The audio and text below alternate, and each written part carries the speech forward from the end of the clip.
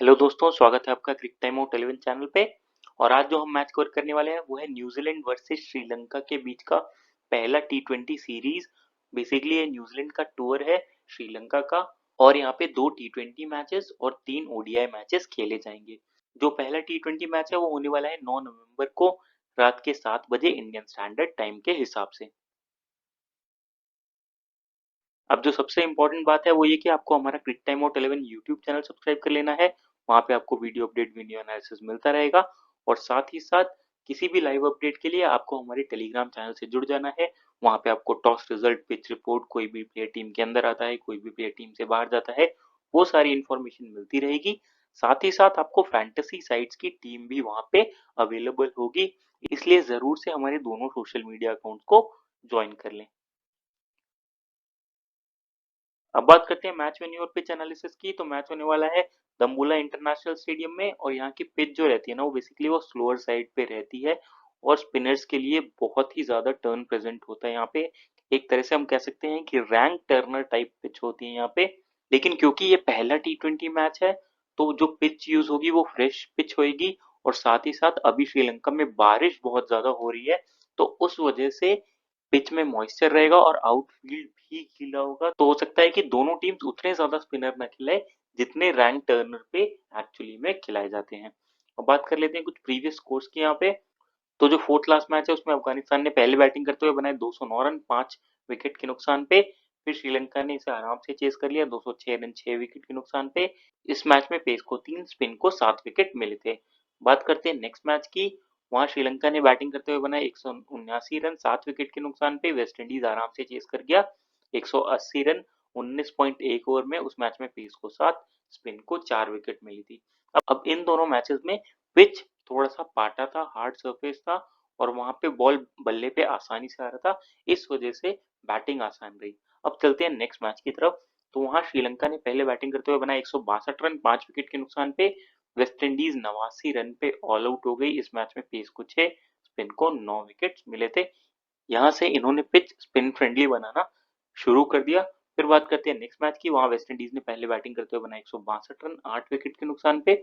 और Sri Lanka 166 run 1 wicket के नुकसान पे आराम से चेस कर गई। उस मैच में पेस को 2, स्पिन को 7 विकेट मिले थे। तो अब देख रहे होंगे जो ऊपर वाले दोनों मैचेस है उसमें स्पिन को ज्यादा मदद थी। और क्योंकि श्रीलंकन टीम ना अपने बेसिकली स्पिन बॉलिंग के अटैक पे ज्यादा डिपेंड करती है, इसलिए वो जो पिच बनाएंगे वो भी उन्हीं कंडीशंस के हिसाब से बनाएंगे। तो मोस्ट प्रोबेबली आपको एक ऐसी पिच दिखनी चाहिए जिसमें डिग्री ऑफ टर्न ज्यादा रहेगा, ताकि इस सीरीज में भी श्रीलंका डोमिनेट कर सके। अब बात कर लेते हैं हेड टू हेड रिकॉर्ड की। तो दोनों टीमों ने टोटल 23 मैचेस खेले हुए हैं। 13 मैचेस श्रीलंका ने जीते हुए हैं, वहीं 9 मैचेस न्यूजीलैंड ने जीते हुए हैं। एक मैच में कोई रिजल्ट नहीं था। बात करते हैं लास्ट के 5 मैचेस की। तो श्रीलंकन टीम अपने 5 में से 2 मैचेस जीत के आ रही है, वहीं न्यूजीलैंड भी 5 में से 2 मैचेस जीत के आ रही है। लेकिन श्रीलंकन टीम अपने होम ग्राउंड पे डोमिनेट करती है और इनके पास क्वालिटी स्पिनर्स काफी ज्यादा अच्छे हैं। तो इस वजह से मोस्ट प्रोबेबली श्रीलंका टीम ही फेवरेट स्टार्ट करनी चाहिए। बात कर लेते हैं श्रीलंकन टीम के प्लेइंग 11 की। तो प्रथम निशांका ओपन करेंगे कुशल मेंडिस के साथ, फिर आएंगे कुशल परेरा, कमांडो मेंडिस, चरिता एसालांका, मानुचका राजपक्षा, वाइनेडू हसरंगा, दुनित वेलालागे, महीश तिशकना, मतीशा पथेराना और नुवान तुषारा। अब यहाँ पे बात करें ओवर डिविजन की। तो देखिए महीश तिशकीना, दुनित वेलालागे और वाइनेडू हसरंगा अपने पूरे पूरे ओवर्स करने चाहिए। ये हो गए 12 ओवर्स। उसके बाद ना कुछ फैक्टर्स पे डिपेंड करेगा कि ये जो बाकी बचे हुए 8 ओवर्स है वो कैसे डिवाइड होते हैं। तो अगर पिच में टर्न होगा तो उस केस में चरित्र सलांका ज्यादा ओवर करेंगे और उस केस में कमांडो मेंडिस को भी ओवर्स मिल सकते हैं। अगर पिच में ज्यादा टर्न नहीं हुआ और बारिश हुई और बॉल गीला हो जाता है तो उस केस में मतीशा पथेराना और नुआन तुषारा ज्यादा ओवर करेंगे, क्योंकि उस केस में जो स्पिनर होते हैं ना, फिंगर स्पिनर, उनको ग्रिप करने में बॉल काफी ज्यादा दिक्कत होती है। तो आपको इस बात का ध्यान रखना है। बात करें डेथ ओवर्स की। तो डेथ ओवर्स नुआन तुषारा और मतीश पथिराना करने चाहिए। अब बात कर लेते हैं श्रीलंका टीम के प्लेयर स्टैट्स की। तो प्रथम निशांका 57 मैचेस की 56 इनिंग्स में 1522 रन है, 28 का एवरेज, 119 का स्ट्राइक रेट। रीसेंट फॉर्म काफी ज्यादा अच्छा चल रहा है, लास्ट सीरीज में भी परफॉर्म करके आ रहे हैं। और टेक्निक वाइज भी ना ये बहुत ही स्ट्रॉन्ग बैट्समैन है। अगर ऐसा होता है कि पिच रैंक टर्नर भी हो तब भी इनको खेलना आता है, हाथ से भी पढ़ लेते हैं स्पिनर्स को। तो उतने अच्छे पिक रहेंगे आपके लिए, जरूर कवर करके चलिए। स्मॉल लीग के लिए मैंडेटरी पिक हो जाते हैं। फिर आते हैं कुशल मेंडिस, तो 73 मैचेस की 73 इनिंग्स में 1840 रन है, 26 का एवरेज, 133 का स्ट्राइक रेट। बैटिंग विकेट अगर हो, फ्लैट ट्रैक हो, हार्ड ट्रैक हो, उस केस में ये आपको चलते ही चलते हैं। लेकिन जहां पे स्लो ट्रैक्स होते हैं ना, वहां पे इनका रिकॉर्ड आपको उतना अच्छा दिखेगा नहीं, लेकिन फिर भी इनके साथ कीपिंग का बैकअप रहता है, और वहां से आपको कैचिंग और स्टंपिंग के अगर इन्होंने पॉइंट दिला दिए तो आपके लिए एक ठीक ठाक फैंटेसी पिक हो जाते हैं। तो आप इनको भी स्मॉल लीग में लेके चल सकते हैं। फिर आते हैं कुशल परेरा, तो 72 मैचेस की 71 इनिंग्स में 1881 रन है, 27 का एवरेज, 132 का स्ट्राइक रेट है। रीसेंट फॉर्म अच्छा चल रहा है, स्पिन के काफी ज्यादा अच्छे प्लेयर है ये, तो आप इनको भी लेके चल सकते हैं, एक एवरेज ऑप्शन रहेंगे स्मॉल लीग में।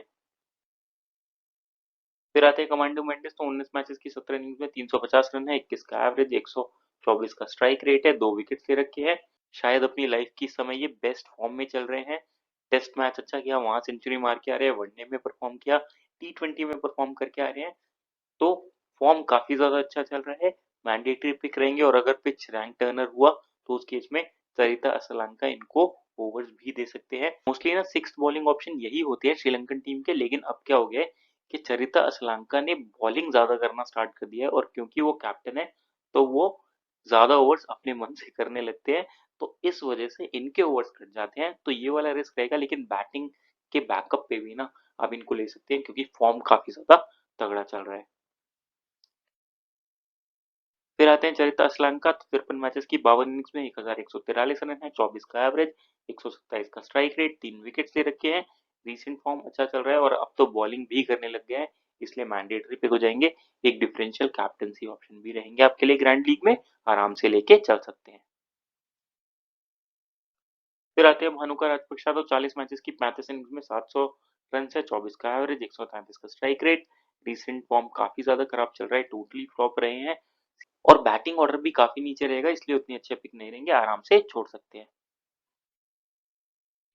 फिर आते हैं वरीडो असरंगा, तो 74 मैचेस की 63 इनिंग्स में 681 रन है, 13 का एवरेज, 131 का स्ट्राइक रेट, 119 विकेट ले रखे हैं। फॉर्म बहुत ही लाजवाब चल रहा है, और ज्यादातर मैचेस में ना आपको 2-3 विकेट दिला के जाएंगे। और इनके विकेट्स भी कैसे होते हैं, कैच आउट वाले नहीं होंगे, वो LBW बोल्ड वाले डिसमिसल्स होते हैं, जो इनकी रॉन्ग वन है, गूगली है, काफी ज्यादा अच्छे डालते हैं।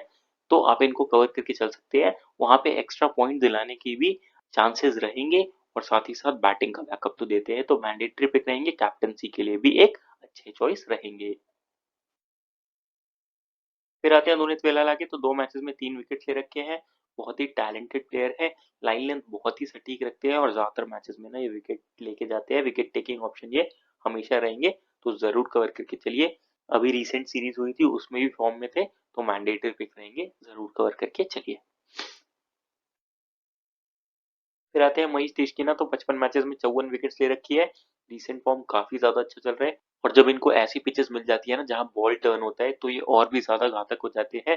वेस्ट इंडीज सीरीज में भी तहलका मचा रखा था, जरूर कवर करके चलिए, मैंडेटरी पिक रहेंगे। और कभी कभी ना चरिता सलांका इनसे 17वां ओवर भी करवा देते हैं, तो एक वो वाला ऑप्शन इनके साथ हमेशा रहता है कि डेथ में ही बॉलिंग कर जाते हैं, तो अच्छे पिक रहेंगे, मैंडेटरी पिक रहेंगे, जरूर कवर करके चलिए।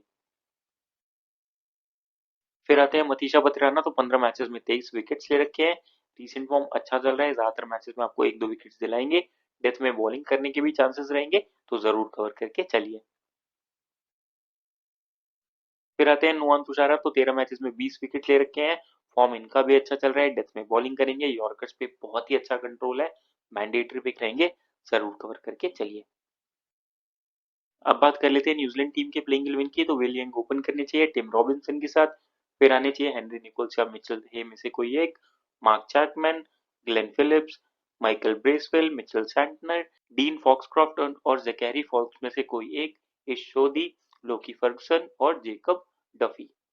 अब बात कर लेते हैं यहाँ पे ओवर डिविजन की, तो लोकी फर्गसन, इश शोदी और मिचेल सैंटनर अपने पूरे पूरे ओवर डालने चाहिए, तो ये हो गए 12 ओवर। बचे हुए 8 ओवर्स इनकी टीम में भी इसी बात पे डिसाइड होगा कि पिच कैसा परफॉर्म करती है। तो अगर पिच में टर्न रहेगा तो उस केस में आपको माइकल ब्रीसवेल 2 से 3 ओवर्स करते हुए दिखेंगे, ग्लेन फिलिप्स 1 से 2 ओवर्स करते हुए दिखेंगे, और उस केस में हो सकता है ये डीन फॉक्सक्रॉफ्ट को खिलाएं, तो वहां डीन फॉक्सक्राफ्ट के भी ओवर करने के ज्यादा चांसेस रहेंगे। बात करेगा डेथ ओवर्स की तो लोकी फर्गसन और जेकब डफी डेथ में करने चाहिए।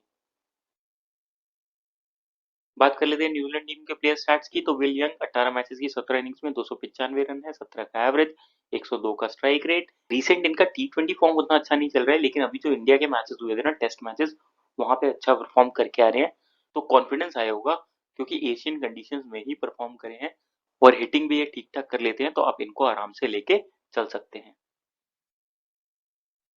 फिर आते हैं टिम रॉबिन्सन, तो 4 मैचेस की 4 इनिंग्स में 83 रन है, 20 का एवरेज, 136 का स्ट्राइक रेट। रिसेंट फॉर्म अच्छा चल रहा है, डोमेस्टिक लेवल पे अगर आप इनको रेट करेंगे तो ये काफी ऊपर आते हैं, लेकिन वही बात है कि स्पिन कैसा खेलते हैं उस पर थोड़ा सा डाउट रहेगा, क्योंकि श्रीलंकन टीम के स्पिनर्स को ना हाथ से पढ़ना बहुत जरूरी है, और अगर कोई भी प्लेयर हाथ से नहीं पढ़ता है ना, तो उस केस में वो रिस्की पिक हो जाते हैं। फिलहाल के लिए स्मॉल लीग में एवरेज ऑप्शन रहेंगे, आप चाहें तो इन पे रिस्क लेके चल सकते हैं। फिर आते हैं हेनरी निकोल्स, तो 10 मैचेस की 9 इनिंग्स में 100 रन है, 12 का एवरेज, 89 का स्ट्राइक रेट। इस फॉर्मेट के ये अच्छे प्लेयर माने नहीं जाते हैं, लेकिन बहुत ही टैलेंटेड प्लेयर है। ये मोस्टली टेस्ट और वनडे टाइप के प्लेयर है, लेकिन इस फॉर्मेट में अभी तक इतना परफॉर्म करा नहीं है इन्होंने। टेक्निक वाइज बहुत ही स्ट्रॉन्ग प्लेयर है, और अगर आप चाहें ना तो इनको बैक करके चल सकते हैं। और अगर ये कीपर मेंशन हुए, अगर मिचेल हे नहीं खेलते हैं और ये कीपर मेंशन हुए, तो उस केस में आप इनको जरूर ले लीजिएगा, डिफॉल्ट पिक हो जाएंगे आपके लिए। आराम से आपको 30-40 रन बना के देके जाएंगे, और कीपिंग का बैकअप भी रहेगा, तो उस केस में आपके लिए ये अच्छे ऑप्शन हो जाते हैं। फिर आते हैं मार्क चैपमैन, तो 76 मैचेस की 68 इनिंग्स में 1548 रन है, 28 का एवरेज, 132 का स्ट्राइक रेट, 4 विकेट्स ले रखे हैं। रीसेंट फॉर्म कुछ खास नहीं चल रहा है, क्योंकि न्यूजीलैंड का रेगुलर स्क्वाड अनाउंस नहीं है, उस वजह से अगर आप इनको एक्सपीरियंस वाइज देखेंगे ना, तो इस टीम में ये one of the most experience player में से आते हैं। फिर आते हैं ग्लेन फिलिप्स, तो 78 मैचेस की 69 इनिंग्स में 1875 रन है, 32 का एवरेज है, 142 का स्ट्राइक रेट है, 2 विकेट्स ले रखे हैं। रीसेंट फॉर्म अच्छा चल रहा है, साथ ही साथ मुझे लगता है कि इन कंडीशंस पे ये बॉलिंग भी डालनी चाहिए, और अगर ये बॉलिंग डालते हैं ना, तो ये फिर अच्छे ऑप्शन हो जाते हैं, आप इनको आराम से लेके चल सकते हैं, और बैटिंग के दम पे भी ना आप इनको बैक कर सकते हैं, अच्छे ऑप्शन रहेंगे आपके लिए स्मॉल लीग में, जरूर कवर करके चलिए। फिर आते हैं माइकल ब्रेसवेल, तो 22 मैचेस की 15 इनिंग्स में 167 रन है, 16 का एवरेज, 124 का स्ट्राइक रेट है, 24 विकेट ले रखे हैं। तो डुअल रोल रहेगा, बैटिंग बॉलिंग दोनों का बैकअप देंगे, और बॉलिंग में ये गोल्डन आर्म कहे जाते हैं न्यूजीलैंड के सर्किट में, तो जब जब बॉलिंग करने आते हैं ना, ये ज्यादातर विकेट्स लेंगे, तो इस वजह से इनको जरूर कवर करके चलिए, मैंडेटरी पिक रहेंगे आपके लिए स्मॉल लीग में। फिर आते हैं मिड सेंटर, तो 104 मैचेस की 170 इनिंग्स में 675 रन है, 16 का एवरेज, 122 का स्ट्राइक रेट है, 115 विकेट ले रखे हैं। रीसेंट फॉर्म अच्छा चल रहा है, इंडिया वाली सीरीज में परफॉर्म करके आ रहे हैं, वहां भी एशियन कंडीशंस की विकेट पे बॉल डाल रहे थे और काफी ज्यादा प्रभावित करा था, तो यहाँ पे भी क्योंकि पिच इनके टाइप का होगा, सपोर्ट करेगा इनके बॉलिंग स्टाइल को, तो ये और भी अच्छे पिक हो जाएंगे, मैंडेटरी पिक रहेंगे, बैटिंग का बैकअप भी देखे जाते हैं, तो जरूर कवर करके चलिए, एक अच्छे वाइस कैप्टनसी ऑप्शन भी रहेंगे आपके लिए। फिर आते हैं डीन फॉक्सक्रॉफ्ट, तो 5 मैचेस की 4 इनिंग्स में 88 रन है, 22 का एवरेज, 111 का स्ट्राइक रेट। अब इनकी जगह जेड फोक्स भी खेल सकते हैं, डिपेंड करता है कि न्यूजीलैंड कैसा बॉलिंग लाइनअप चूज करता है। अगर पिच ज्यादा स्पिन फ्रेंडली हुआ तो मुझे लगता है कि ये टीम में आने चाहिए, इनकी जगह बनती है टीम में, क्योंकि ये ऑफ ब्रेक बॉलिंग भी कर लेते हैं, तो वहां हो सकता है कि 1-2 ओवर्स फिर ये बॉलिंग भी करे, तो अगर as a sixth bowling option ये मेंशन होते हैं, तो उस केस में अच्छे पिक रहेंगे, क्योंकि बैटिंग का भी बैकअप देंगे, बॉलिंग भी डालेंगे, तो इस वजह से आप इनको स्मॉल लीग में कवर करके चल सकते हैं। अगर न्यूजीलैंड के पास बॉलिंग ऑप्शन ज्यादा होते हैं, उस केस में आप इनको छोड़ दीजिएगा, उतने अच्छे पिक नहीं रहेंगे, क्योंकि बैटिंग काफी नीचे आएगा, और ऐसी कंडीशंस में इतनी ज्यादा क्वालिटी स्पिन बॉलिंग के सामने मुझे नहीं लगता कि ये चल पाएंगे। फिर आते हैं इस्टोदी, तो 117 मैचेस में 138 विकेट ले रखे हैं, बहुत ही क्वालिटी स्पिनर है, ज्यादातर मैचेस में आपको विकेट्स दिला के जाएंगे, रीसेंट फॉर्म अच्छा चल रहा है, और पिच कंडीशन इनके हिसाब से रहेगी, इनको सपोर्ट करेगी, तो वहां पे ये और भी अच्छे पिक हो जाते हैं, मैंडेटरी पिक रहेंगे, जरूर कवर करके चलिए। फिर आते हैं लोकी फर्गसन, तो 42 मैचेस में 61 विकेट ले रखे हैं, शेयर पेस है इनके पास, पेस से बीट करते हैं बैट्समैन को, और स्लोअर वंस पे भी ना इनका काफी ज्यादा अच्छा कंट्रोल है, तो इतनी पेस के साथ जब वो स्लोअर वंस डालते हैं ना ये, तो काफी ज्यादा इफेक्टिव हो जाते हैं। एक तो पेस से भी बीट करेंगे, वहां पे ही विकेट लेंगे पेस से, और स्लोअर वंस पे भी विकेट लेते हैं, तो अच्छे ऑप्शन रहेंगे। डेथ में बॉलिंग भी करेंगे तो उस केस में और विकेट लेने के चांसेस होंगे, तो जरूर कवर करके चलिए, मैंडेटरी पिक रहेंगे आपके लिए। फिर आते हैं जेकब डफी, तो 14 मैचेस में 11 विकेट ले रखे हैं जब जब न्यूजीलैंड के डोमेस्टिक सर्किट से खेलते थे, और उसके बाद फिर इनिशियली जब न्यूजीलैंड टीम में आए तो काफी प्रॉमिसिंग प्लेयर दिख रहे थे, फिर धीरे धीरे ना बॉलिंग से वो लय चला गया, ज्यादा वाइड एंड शॉर्ट बॉल फेंकने लगे, लेफ्ट साइड पे ड्रिफ्ट करने लगी, तो जो उतना पहनापन था ना बॉलिंग में जो इनिशियल स्टेज पे था इनकी करियर के, वो अब नहीं है। ज्यादा मैचेस हुए नहीं है इनको, 14 ही मैचेस हुए हैं, लेकिन फिर भी वो वाले जेकब डफी ये नहीं दिख रहे हैं। और अगर आप रिसेंट फॉर्म की बात करें और लास्ट के 5 मैच देखें ना, तो टोटल एक ही विकेट ले रखा है, तो फॉर्म इनके स्टैट्स बता रहे हैं कि कितना खराब चल रहा है। लेकिन अगर न्यूजीलैंड पहले बॉलिंग डालता है तो उस केस में आप इन पे रिस्क ले सकते हैं स्मॉल लीग में, क्योंकि वहां पे डेथ में बॉलिंग करेंगे, फिर भी उतने अच्छे ऑप्शन नहीं रहेंगे, एवरेज ही ऑप्शन रहेंगे। तो स्मॉल लीग के हिसाब से ये इतने अच्छे ऑप्शन नहीं दिख रहे हैं, आप ग्रैंड लीग में ट्राई करेंगे तो ज्यादा अच्छा रहेगा। अब अगर बात करें ड्रीम 11 टीम की, तो विकेट कीपिंग सेक्शन से कुशल मेंडिस आपके लिए अच्छे ऑप्शन रहते हैं। फिर आते हैं बैटिंग सेक्शन पे, तो यहाँ से पतून निशंका मैंडेटरी पिक हो जाते हैं, सरिता असलांका आपके लिए मैंडेटरी पिक हो जाते हैं, ग्लेन फिलिप्स आपके लिए मैंडेटरी पिक हो जाते हैं। फिर आते हैं ऑलराउंडर सेक्शन पे, तो यहाँ से वाइनिडू असरंगा मैंडेटरी पिक रहेंगे, मिच सेंटर मैंडेटरी पिक रहेंगे, दुनित वेलालागे मैंडेटरी पिक रहेंगे। आप यहाँ से माइकल ब्रेसवेल को भी कवर करके चल सकते हैं। कमांडो मेंडेस इसलिए अच्छे पिक नहीं दिख रहे हैं क्योंकि चरिता असलांका इनको ओवर्स नहीं दे रहे हैं। रिसेंट लास्ट वाली जो सीरीज हुई थी उसमें भी इनको ओवर्स नहीं मिले थे, क्योंकि चरिता असलांका अब खुद बॉलिंग करने आ जा रहे हैं लेफ्ट हैंडर्स को। फिर आते हैं बॉलिंग सेक्शन में, तो यहाँ से लोकी फर्गुसन आपके लिए मैंडेटरी पिक रहेंगे, महेश तीक्षकिन मैंडेटरी पिक रहेंगे, ईश सोधी आपके लिए मैंडेटरी पिक रहेंगे। आप चाहें तो यहाँ से एम ब्रेसवेल को हटा के मतीश पतिराना को ले सकते हैं, या ईश सोधी की जगह मतीश पतिराना को ले सकते हैं। फिर आते हैं कैप्टन वाइस कैप्टन पे, तो वाइनिडू हसरंगा सबसे अच्छे कैप्टनसी ऑप्शन रहेंगे, वाइस कैप्टनसी ऑप्शन आपके लिए सबसे अच्छे मिच सैंटनर रहेंगे। तो कुछ इस प्रकार की रहेगी हमारी टीम, और अगर इसमें कोई भी चेंजेस होते हैं तो आपको टेलीग्राम चैनल पे मिल जाएंगे, उसके लिए टेलीग्राम चैनल को ज्वाइन कर लीजिएगा। और जो सबसे इंपॉर्टेंट बात है कि हमारे यूट्यूब चैनल को जरूर से सब्सक्राइब कर ले, वहाँ आपको डेली मैचेस का वीडियोज और एनालिसिस मिलता रहेगा, और जब आप वीडियोस देखते हैं तो आपका मैच सेंस बढ़ता है, गेम का अंडरस्टैंडिंग बढ़ता है, प्लेयर्स का नॉलेज बढ़ता है, और फिर जब आप वीडियोस देख के टीम बनाएंगे तो आप ज्यादा इम्पैक्ट वाली, ज्यादा इफेक्टिव टीम बनाएंगे, और मोस्ट ऑफ द केसेस में आप विनिंग जोन में रहेंगे। तो इसलिए वीडियोस को जरूर देखें, लाइक करें, शेयर करें, चैनल को सब्सक्राइब करें। मिलते हैं अगली वीडियो के साथ। Thank you.